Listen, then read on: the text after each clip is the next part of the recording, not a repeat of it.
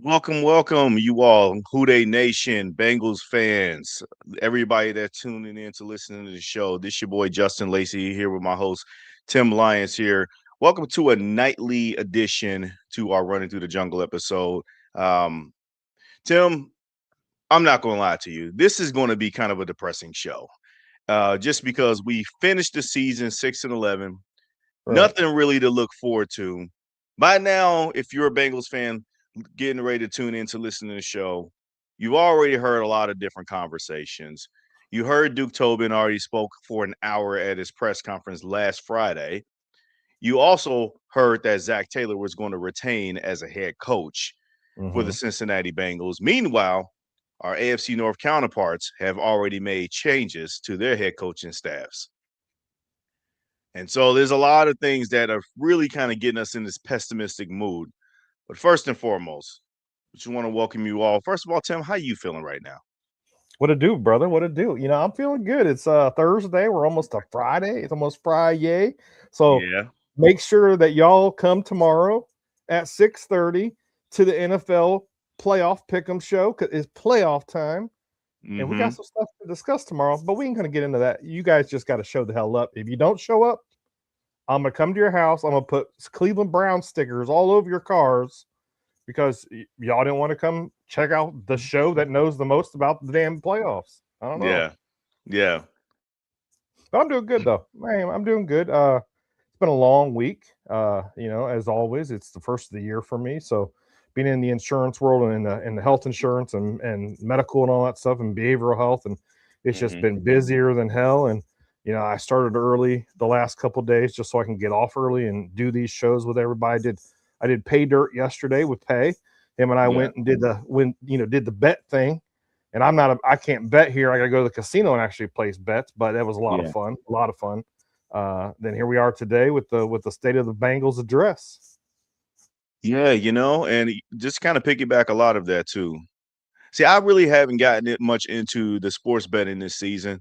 I Hmm. felt like that as soon as I got a little bit too one, like if I when I started leaning one way when it come to betting, and I start losing, I just give up altogether, and I don't even test no wits of it.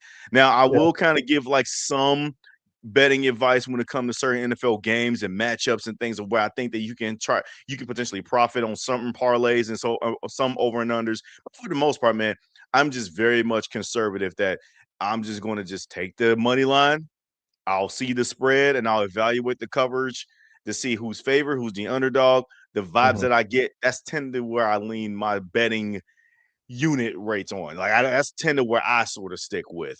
Yeah. But For me, like I'm breaking down like what have they done in the last couple of weeks, and how did they look at the last matchup or the last time that they played so and so teams, and mhm, so on and so forth, and then the individual yeah, players, and then I'm looking at the actual spreads. I'm like, okay, what's the spread? What's the over and under?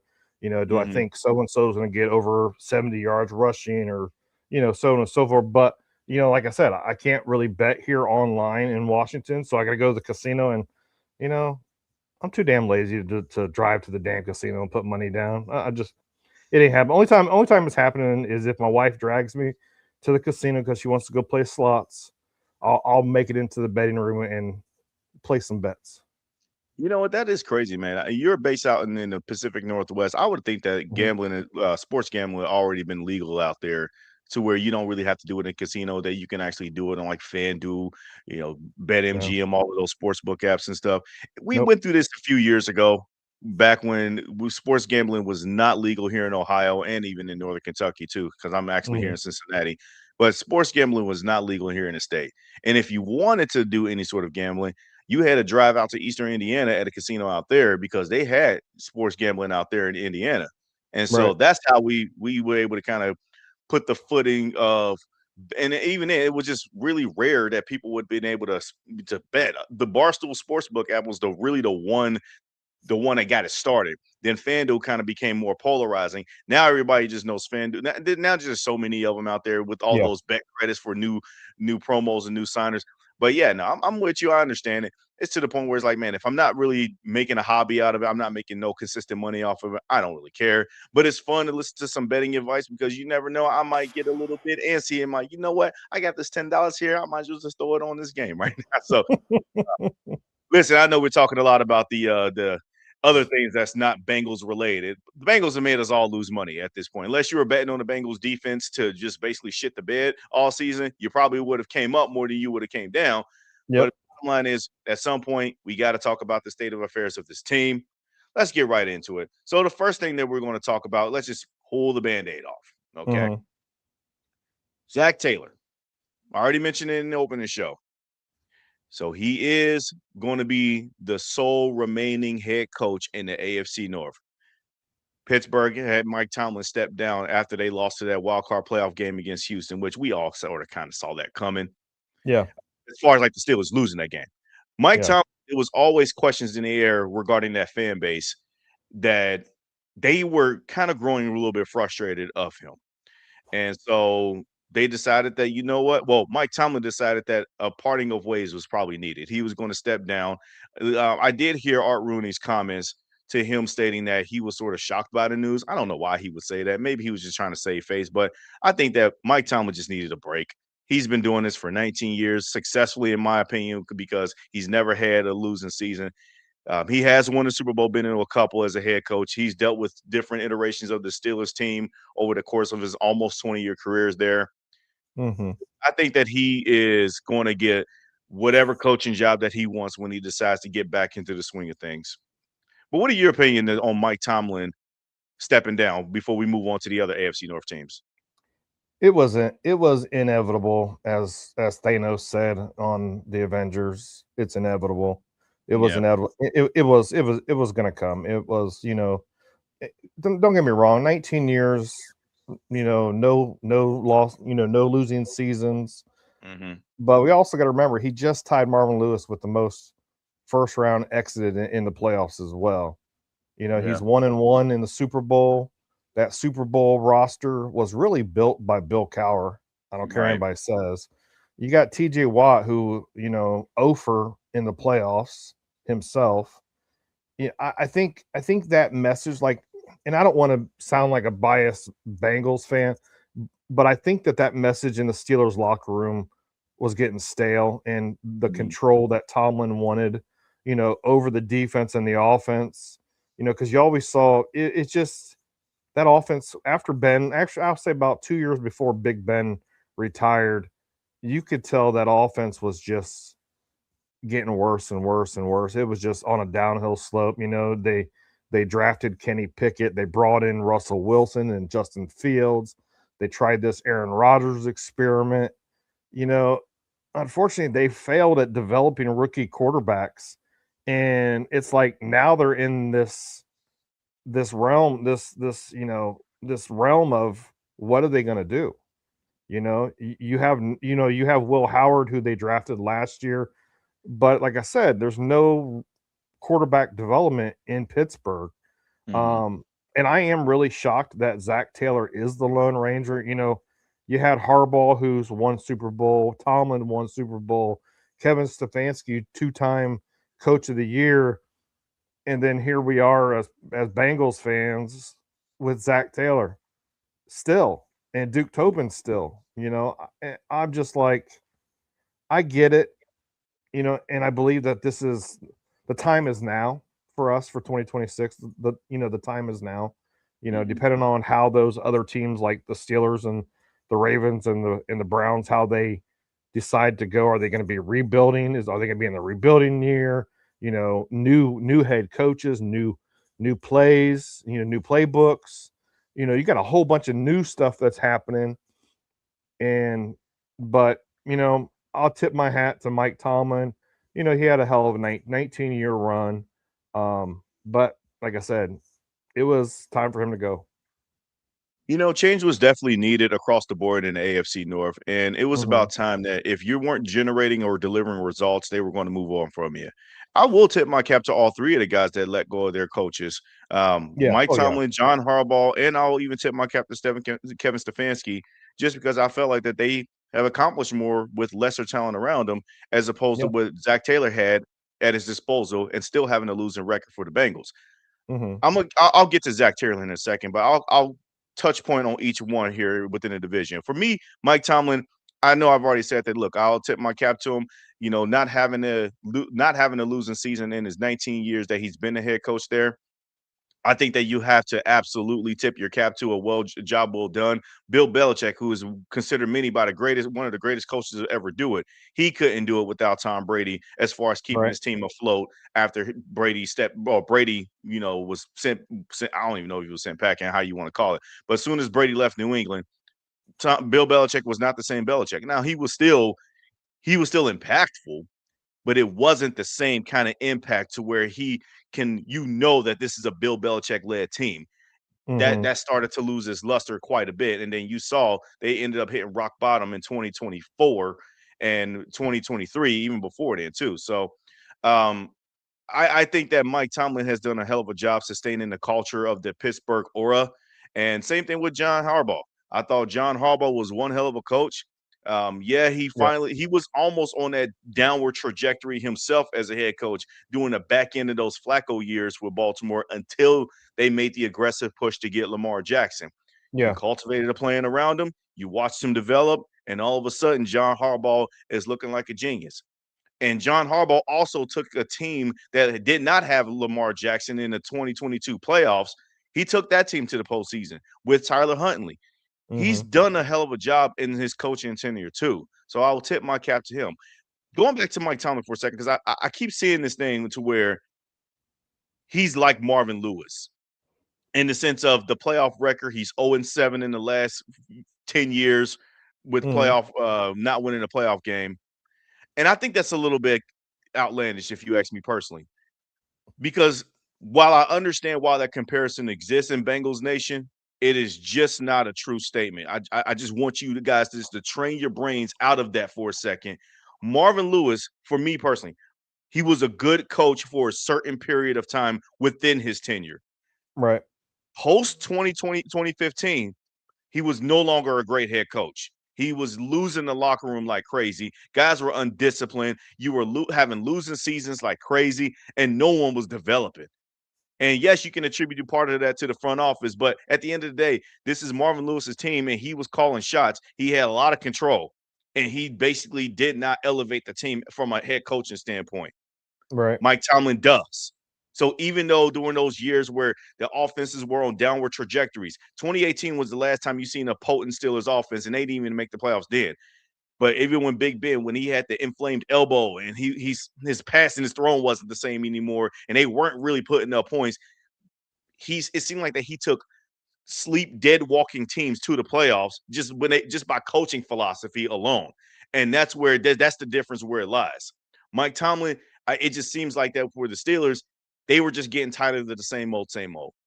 That Yeah. they're 9-8, they're 10-7s, and going one and done in the playoffs in the first round. That started to become the new 7-9 or the 7-10. That they're living too much into that purgatory range to where Right. they're not bad enough to suck and get a terrible top 10 pick, but they're not good enough that even if they do make the playoffs, that they're not going farther past round one or even round two if they were to get lucky and win a playoff game.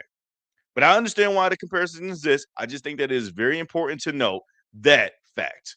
Okay. John Harbaugh, I just think that there's just a little bit of friction that came to a head to where I think the owner Steve Bisciotti, who actually spoke for him, and also Eric DaCosta, that they just had to make a decision of, man, we got to figure out something to do from here.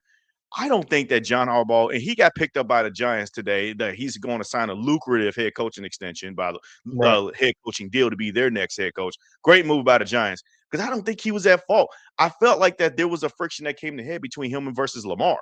That's what I get the Yeah. sense that what it is. And I feel Yeah. like that Lamar is the reason why he lost his job. Okay. Mhm.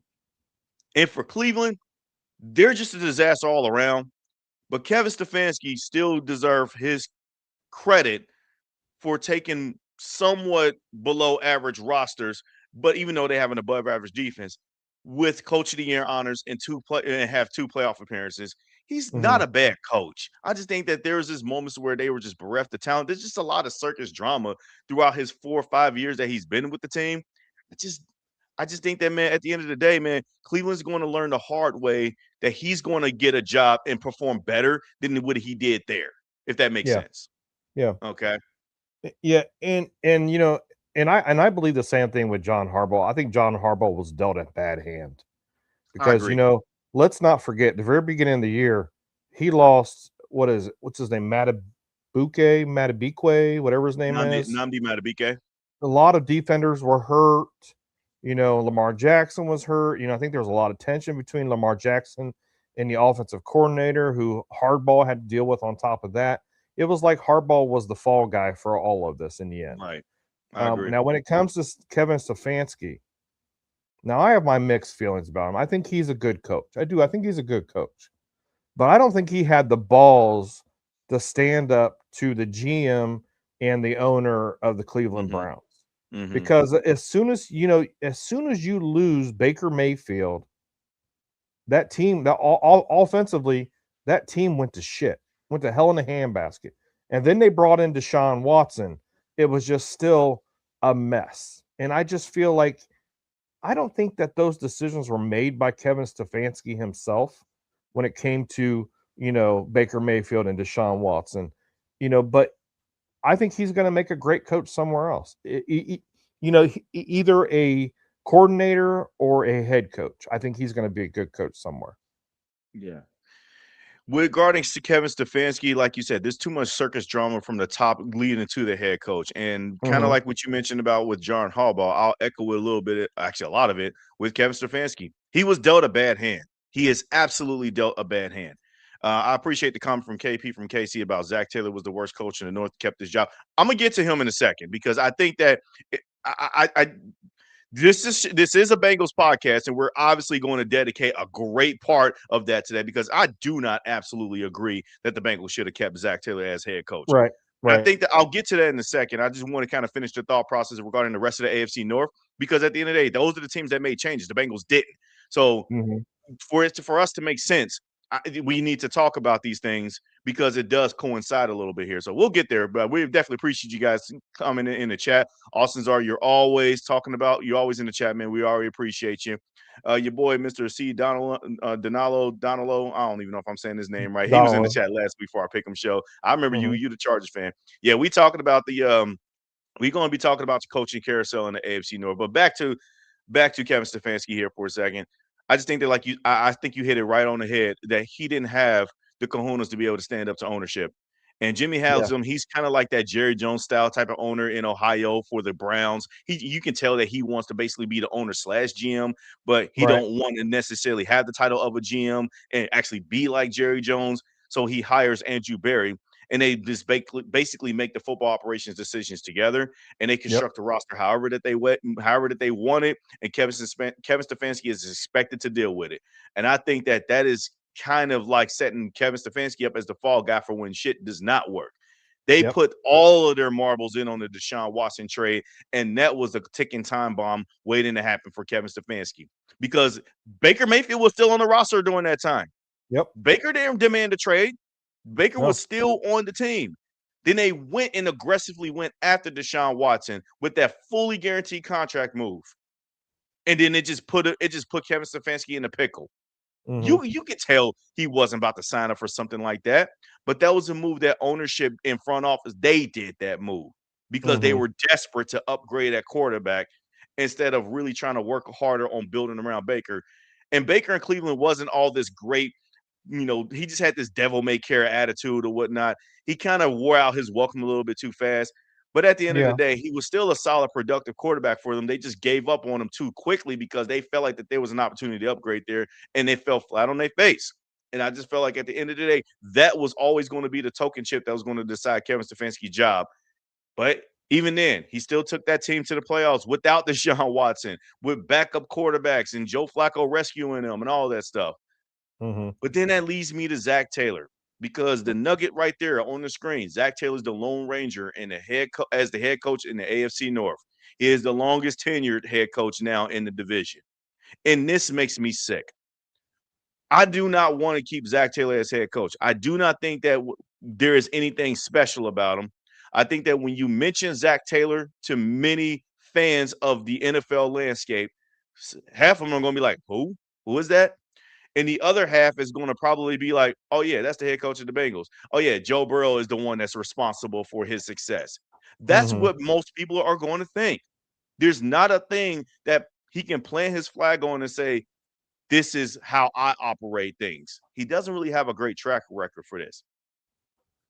But I do think there's a hidden strategy here as to why I think there hadn't been any coaching staff changes in the AFC North, and we'll get to that in a second. But Tim, give me your final thoughts before we go ahead and take a quick commercial break on your Zac Taylor being a lone wolf in the AFC North before the stack of the roster starts to kind of configure itself there.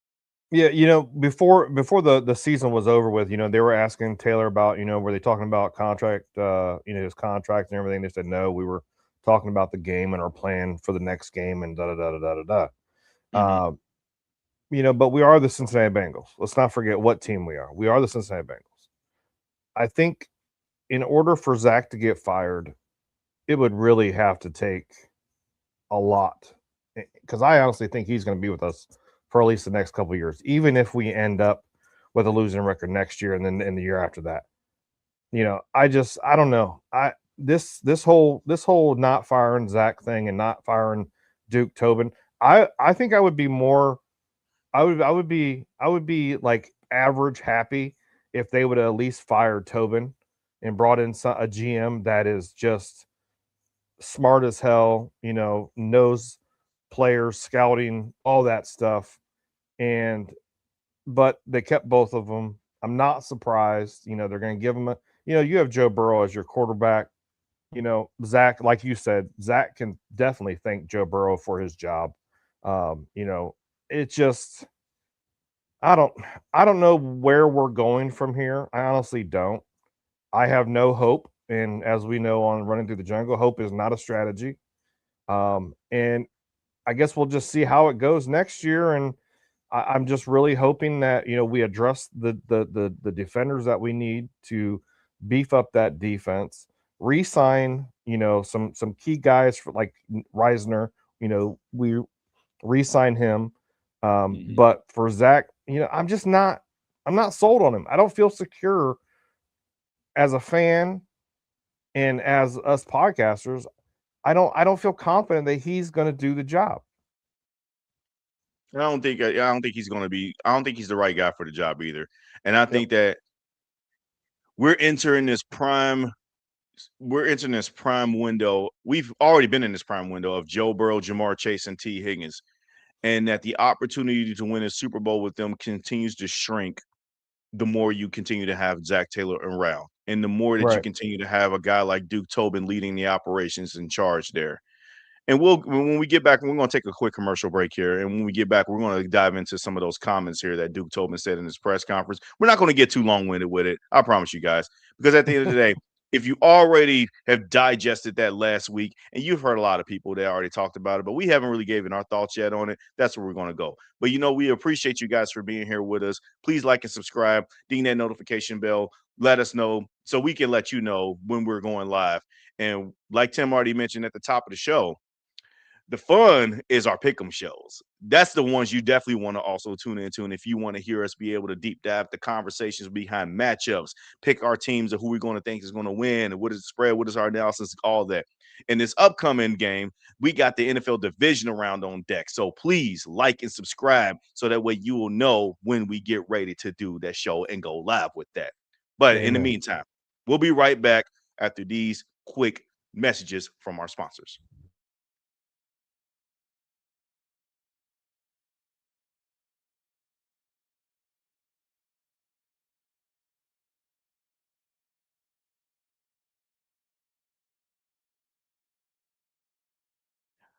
All right, and we are back.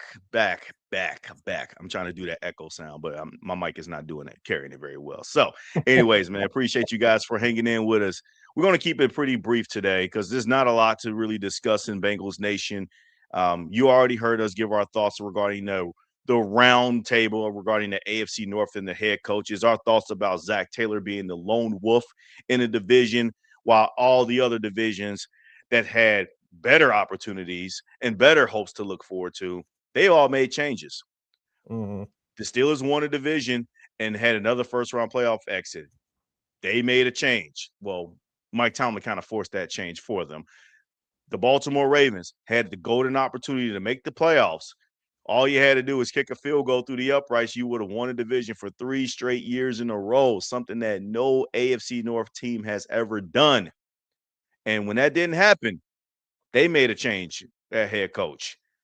And it's funny because Steve Bisciotti was asked, what if they did make that field goal and they would have went on to win the division and make the playoffs? Would John Harbaugh still kept his job? And the response to that was for another week. And the growing anticipation meaning behind it was that we fully expected to get our ass kicked against the Houston Texans, Mm-hmm. which I mean, we can come with different thoughts and opinions because I think that Baltimore with Lamar Jackson, I should say, probably is a good matchup for them. But again, let's move on. Let's pivot. So by now, you already heard the Duke Tobin press conference, the one that he sat at the table for an hour and fielded a lot of questions.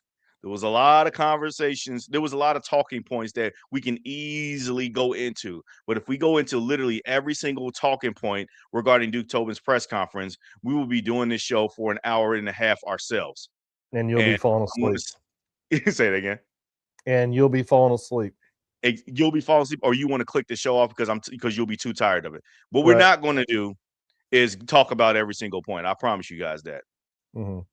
One of the things that did struck my attention, and that is the most important one here, is that there really is no changes that is happening with the current landscape of the Cincinnati Bengals going into the offseason. We're expected to keep Duke Tobin in place. The scouting staff is going to be remaining in place. Zac Taylor is still the head coach. Dan Pitcher, who might get a head coaching opportunity. I mean, he's interviewing right now for the Cleveland Browns. Who knows if he'll get that or not? But let's say best case scenario, he does get it. Are we going to get any real opportunity to really upgrade at the offensive coordinator position? And we still have our boy Al Golden at defensive coordinator for the Bengals, and special teams is no shakeups there. So really, nothing is changing from the top all the way to the coaching staff. Mm-hmm. That's basically my whole entire takeaway. Yeah. Tim, I'm gonna pass it to you first and foremost.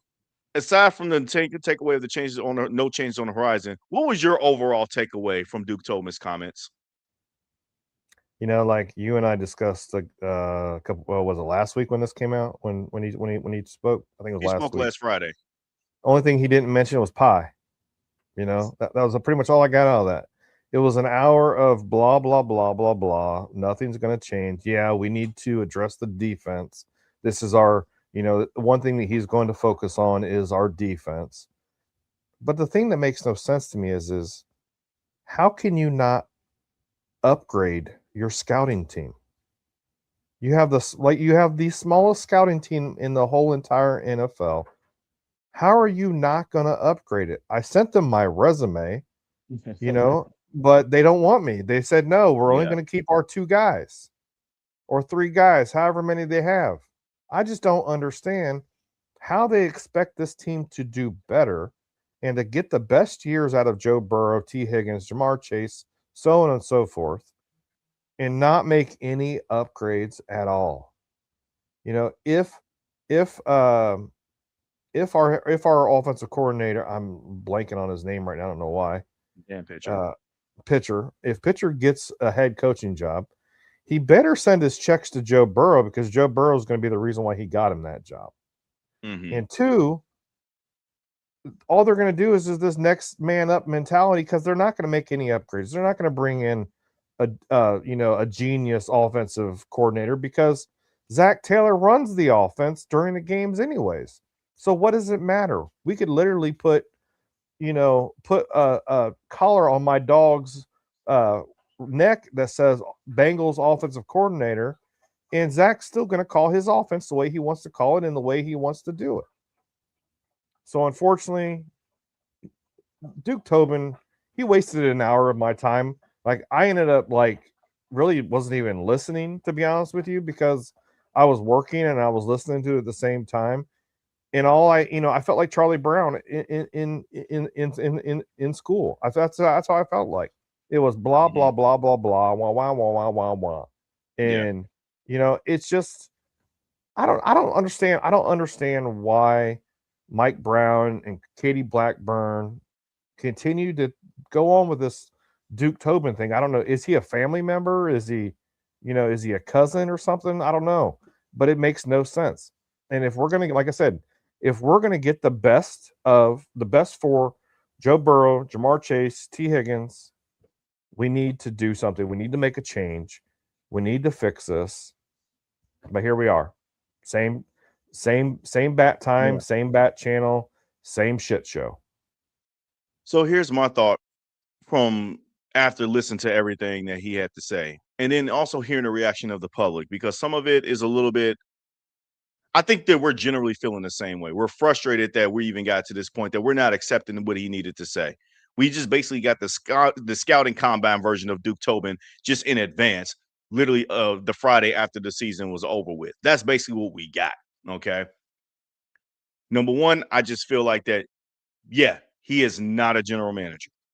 The term de facto GM just needs to quit. Like I don't even want to hear that coming out of our fan base's mouth no more. He is not a real general manager. Okay, he is the director of player personnel. That is not a GM. He's an acting GM. And if you want to know what the difference is, I'll dumb it down for you so that way you'll understand. If you worked in fast food before, and then you have the little swing managers, and then you have the general manager at the top, but then you have an assistant to the general manager, kind of like Dunder Mifflin, the paper company from the show from The Office, assistant to the regional manager, whatever. In some cases, in rare form, the assistant general manager can basically come take over a store as an acting general manager if some crisis situation happens. But Mm-hmm. what's happened and what's transpired is that we've never had a GM so far at all. And when questions started to burn and to rise, because at one point or another, we always pinpointed that Mike Brown was the owner slash GM. But as Mike Brown started getting up there in age, you can't really point it to his family siblings from this descendants that's carrying on, even though Katie and Troy Blackburn are the ones that kind of like negotiates the deals and whatnot. But as far as like the acting managerial decisions of the overall roster construction fell on Duke Tobin's shoulders because he was the next highest up personnel that pretty much had to oversee it. That is still not a general manager at all. Okay. The GM holds that title and that responsibility that oversees and conveys the true construction of the roster. Okay. Yes, they're a part of the scouting. Yes, they're a part of the draft. Yes, they're a part of all of that good stuff. But their main crux and their main focus is they have to build the team and be able to understand the negotiation of contracts from the short and the long term, and to be able to maneuver structurally to be able to make sure that they fit along the salary cap lines. We don't get that very fluidly here in Cincinnati. We're seeing changes and we're seeing some good development changes to where it's like, hey, they're starting to adjust. But the reality is, they were never super active in free agency from the jump. They were always a team that never really pushed their chips in the center. They've rolled over millions of dollars in cap on a year-to-year basis and never just spent it.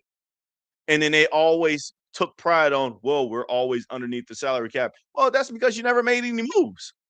You're not making any aggressive decisions at the helm and keeping it proactive at the top. And you don't really feel like that there was anybody present there throughout the midst of the season of when it was happening that can go hand in hand with the coaching staff that can communicate that. So that way it's not Zac Taylor filling in all of those front office questions after he just got done losing a game 20-3 or whatever. And yet he still got to answer questions about the front office and their decisions to sign and trade somebody. That shouldn't fall on Zac Taylor's shoulders because he's not a seasoned enough veteran style of a head coach to get those kind of questions. Do you know who should get those questions? The general manager, who is never Mm-hmm. made available during the middle of the season. So that's the number one thing that I've definitely took away from out of Duke Tobin's press conference. He is not a GM. And I think that I'm done labeling the de facto GM on that radar for him. Number two, and this is very, very important. They are still hanging on to 2021 and 2022. They are still hanging on to when we appeared in the Super Bowl and back-to-back AFC championship games instead of looking at the overall body of work consumed of the last 10 years that this team only made the playoffs twice. And that was those 2 seasons that become now as an outlier at this point under Duke Mhm. Tobin's watch. It's unacceptable. And yet we're supposed to be spoon-fed, well, we have 4 straight winning seasons. Oh, I'm sorry. I just watched the Steelers just let go of their head coach or let their head coach walk after a 10-7 season that they won a division. Mhm. You don't see them saying, we did win a division. They've probably been saying that for a long time, but they've grown tired of it. But here we are having to see message from ownership Mike Brown saying that after 4 straight winning seasons, we still believe in Duke and Zach to get the job done. Really? And so we're counting 9-8, third place in divisions, not even getting in the playoffs. We're counting that as a successful winning season. Is that what we're doing now? And yet Duke Tobin on his press conference this past Friday is basically telling me, well, we've done it before. Let's hit the pause button for a second. Do you remember how you even got to the Super Bowl? Not nobody was considering the Bengals a favorite to be in the playoffs. And on top of that, when we made the playoffs and then won our first playoff game, everybody was picking the Bengals to lose every other round since then. We just shocked Mhm. everybody by kept on winning. Oh, I'm sorry, Joe Burrow and Jamar Chase and T. Higgins, the core, they shocked people to get us to the Super Bowl. This was not a strategy built team that can run the table on you. We saw that in 2022. And you fell short in the AFC Championship game that year. That should have been the burning urge that, you know what, we're going to make whatever move possible to get over the hump. And you didn't really do it. Now, you've made some pieces, you made some signings in here, and I'm not going to just go all negative and go all ballistic and crazy here. That was the one thing that really grinded my gears on. The Super Bowl season was now 4 years ago from the calendar day. 4. Mhm. And we're still talking about it.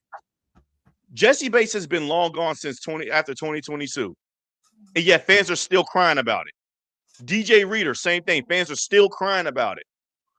I'm tired of it. I'm tired of crying about it. I'm tired of crying about the losses. I'm tired of reliving moments where we didn't even lift up a trophy outside of the conference championship trophy. But I thought that our standards was raised higher than that. And Mhm. what that press conference told me this past Friday was that our standards have not been raised whatsoever. We just take what we went back then and try to apply it to future seasons moving forward without making the necessary moves. Because every year on a year-to-year basis is always going to be different. But they keep trying to skate by with this logic that we just because we did it again, and we did it before, we can just easily do it again by keep on doing the same thing twice. And there's no evolutions to their practice. That's why it's very frustrating that Zac Taylor is still the only head coach remaining in the AFC North, and he's been the worst one. That's why it's frustrating after sitting and watching Duke Tobin talk, and yet no changes are being reported at all. I'm not Mhm. saying that he needs to step down. I would have just liked to have been able to see him acknowledge a lot more accountability and say, look, this has been a terrible season for us for our standards. We're gonna peel back the curtain and do everything that we possibly can to make sure that Yep. we don't keep on repeating 3 straight years of missing the playoffs and going into another fourth year of this. Because what's on the horizon, and we're going to talk about a little bit here, what's probably on the horizon going into next season, I should say, is another 4 straight season of missing the playoffs. Tim, your thoughts? That's one thing that you made my head think about was in those 2 seasons that we made the Super Bowl and then we lost in the AFC Championship game, the Cincinnati Bengals, they set a precedence. That was that precedence that other teams wanted to be like the Cincinnati Bengals throughout those last 2 years. Ever since then, that precedence is gone. Nobody wants to be like the Cincinnati Bengals, period. And that's one thing that we need to go back to and rebuild this Cincinnati Bengals defense.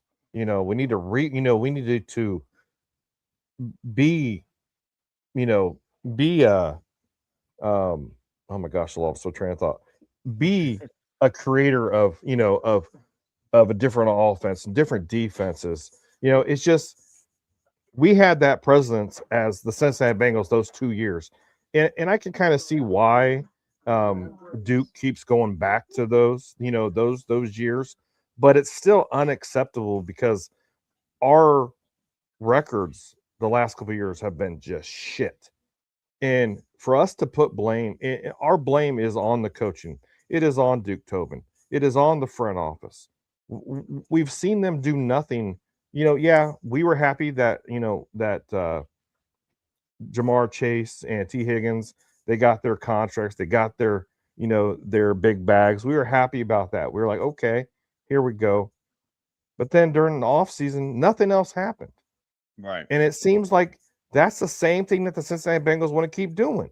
In the offseason, nothing happens.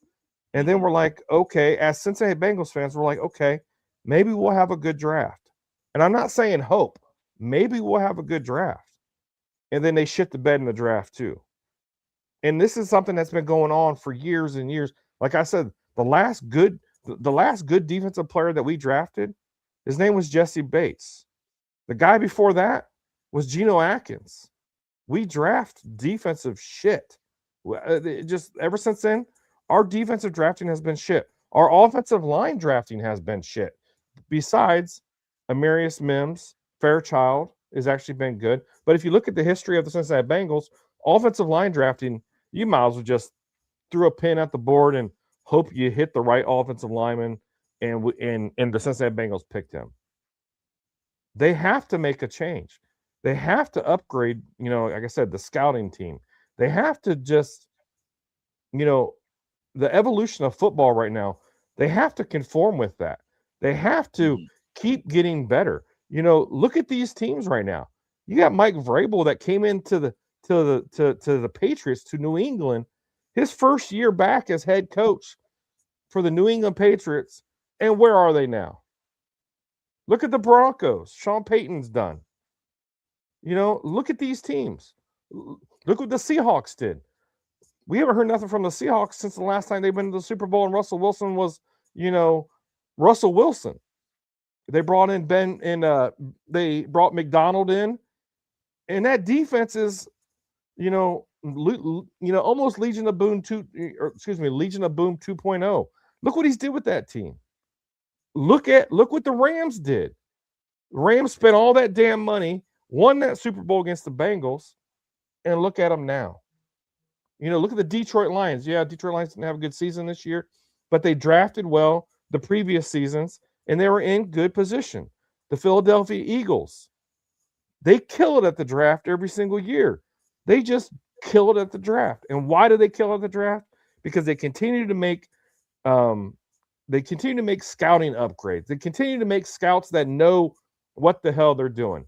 In order for the Cincinnati Bengals to do that, we have to upgrade all the time. And I'm not just saying just our scouting, the whole team in general, the whole coaching, the front office, everything. And unfortunately, it's like Duke Tobin it feels like, you know, when we were kids, we'd go up to our dad and be like, hey, dad, can I get X, Y, and Z? And he says, no, no. Yeah. Duke Tobin's the Yeah. same way.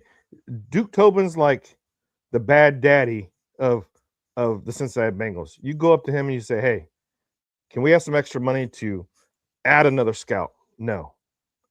Okay, well, we have so and so that's in free agency. Can we get this guy to come in? No.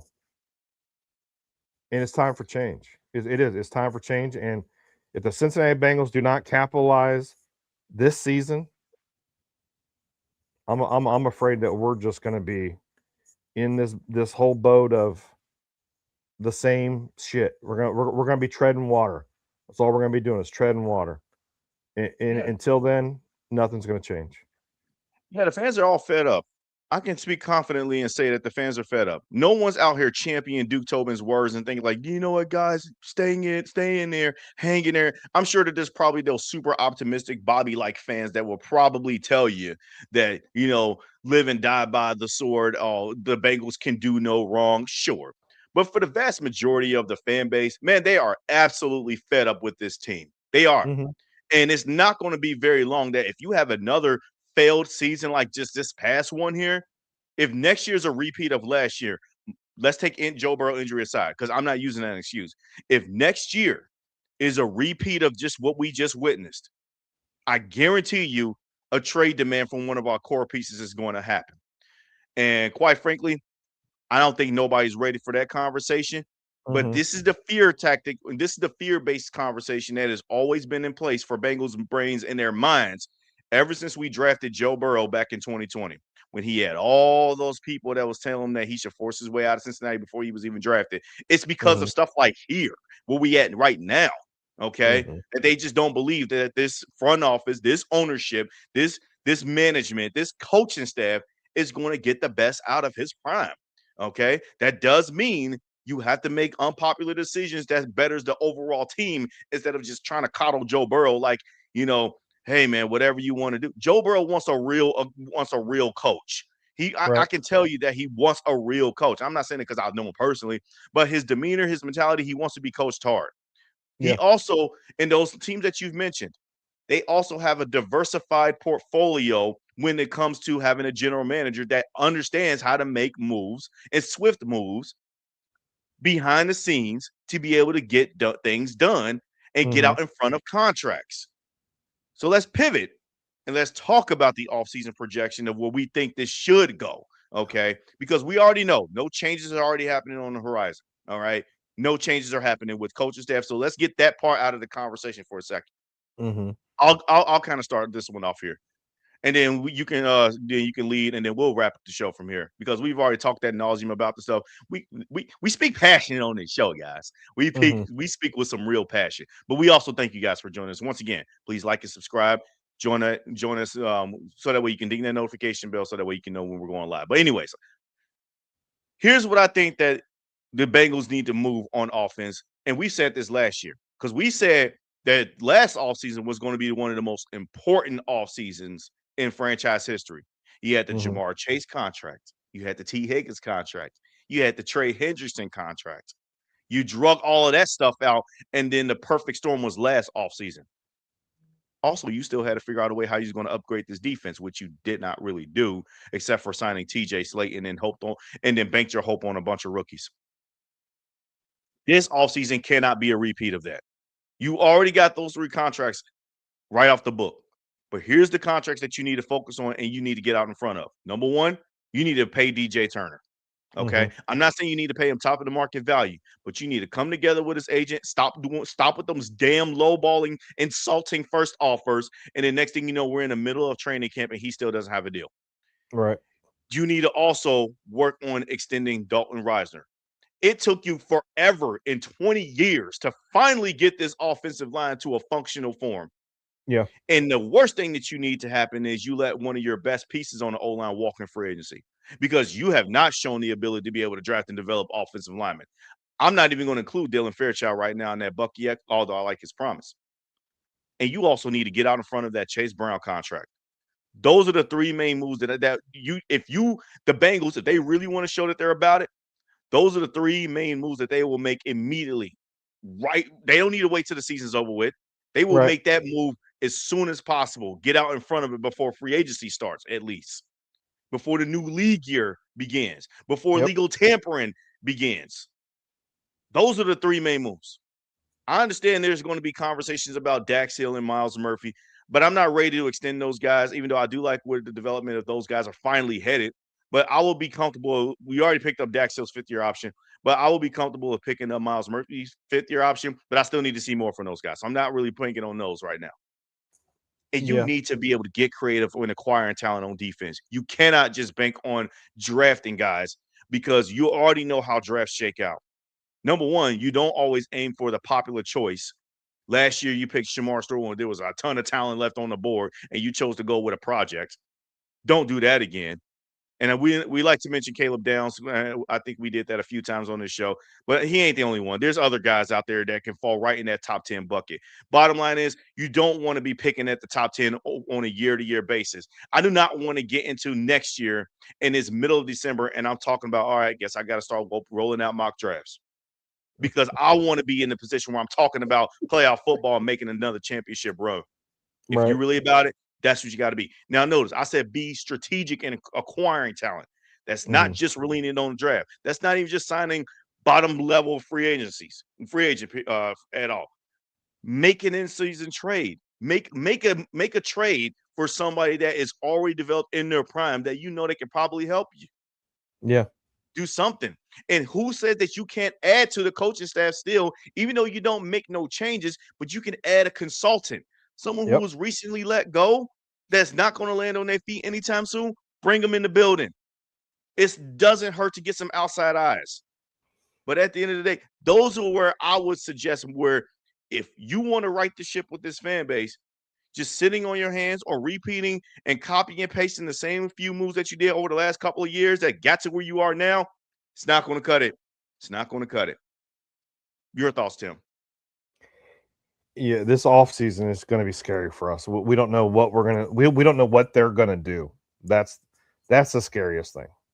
Hope is not a strategy, and I have zero hope in Duke Tobin and what they're going to do this off season. There are positions that we are struggling with. We know that we need defense, defense, defense. We need to re-sign Reisner. I think Reisner. We need to extend Brown as well. But defense, defense, defense. We really need to be smart about this. I know we brought up Caleb Downs.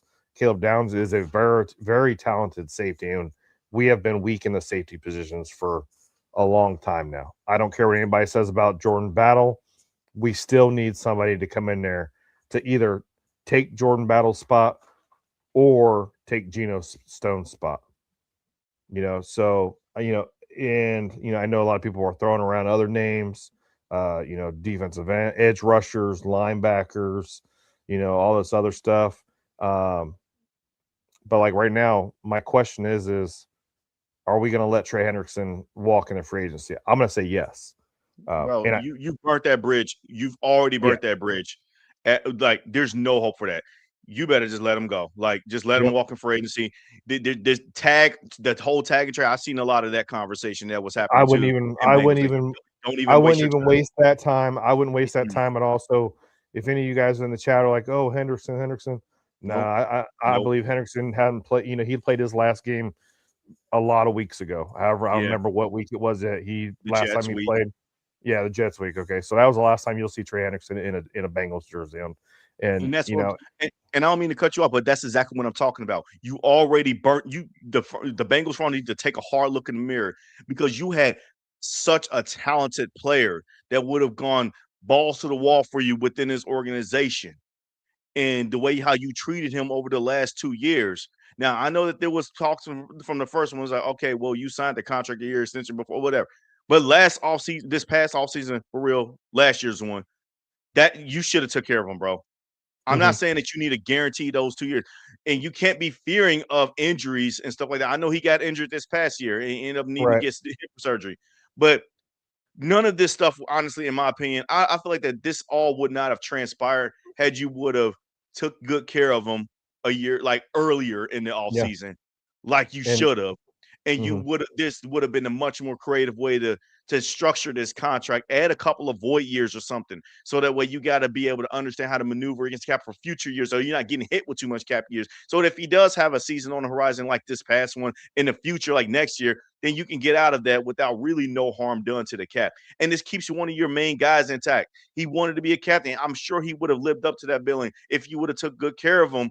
Like he outplayed that contract. yeah, You messed that up. If I'm looking at the Bengals like I get it. There's some parts on trades in where he could have been better at 100%. But I'm looking at this from an overall body of work. I've seen this Bengals front office do it time and time and again, and it's only a matter of time before we insert the next guy to get into this battlefield with the Bengals ownership when trying to negotiate an increase in their pay. It's only a matter of time before we get into that conversation with the next person, and that's right, where my I shift the focus on. You messed that up. Now, Trey, I just feel like that Trey ain't going to sign another deal here. He is going to walk in free agency, and do not be surprised if whoever's the new head coach of the Pittsburgh Steelers or let's say the Baltimore Ravens, because they are desperate for pass rush still. I mhm, like some of their young pieces. If they got a head coach that's coming in here and they see that Trey Henderson is out there and they sign him, don't be mad when you got to see him twice a year. Mhm. because you should have took care of them early. It's stuff like that. It's Yep. stuff like that. So Yeah, I didn't mean and to no, interrupt you at that part. no, you're fine. And and just to wrap up my thought on this whole thing off season is you're 110% correct. Don't wait until it's too late. Don't wait. We waited too long on Jamar Chase. We waited too long on Higgins. We waited too long on Hendrickson. Don't wait. Let's get this stuff done. Let's get it done. Let's get these guys in the building. Dalton or what's his name, Reisner. Don't wait on him. Get him signed so he's here day one for camp, and they're ready to rock and roll as soon as time to snap the football. Don't wait until August. Do not Mhm. wait.